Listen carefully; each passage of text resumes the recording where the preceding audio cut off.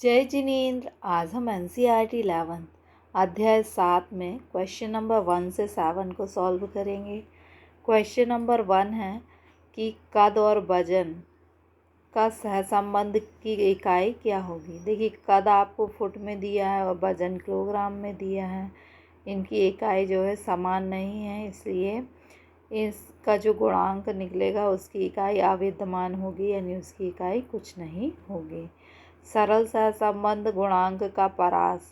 परास का अर्थ होता है कि न्यूनतम संख्या में अधिकतम संख्या में से न्यूनतम संख्या को घटा दिया जाए।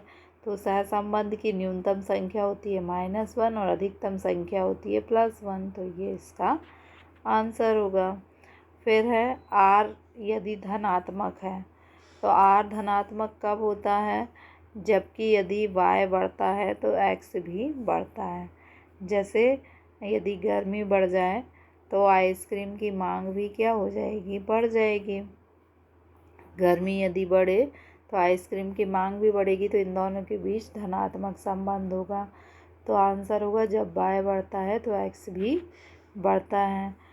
अब दो चरों के r बराबर 0 कब होता है। r बराबर 0 का मतलब होता है कि दो चरों में कोई संबंध नहीं होना। जैसे बच्चा रोता है तो आइसक्रीम खाता है, तो इन दोनों के बीच में कोई लॉजिकल सहसंबंध नहीं है।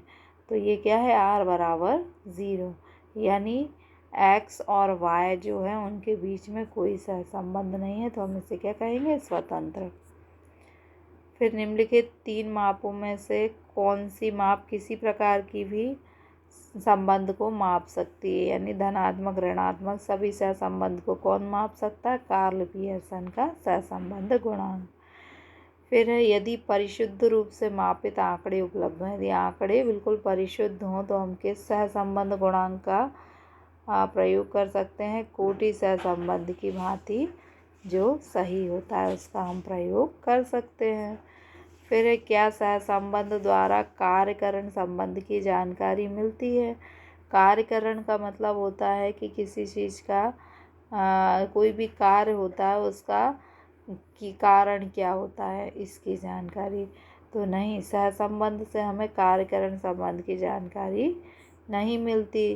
तो फिर किसकी जानकारी मिलती है, इससे हमें जो x और y दो चर हैं उन चरों के बीच जो भी संबंध है, यानी जैसे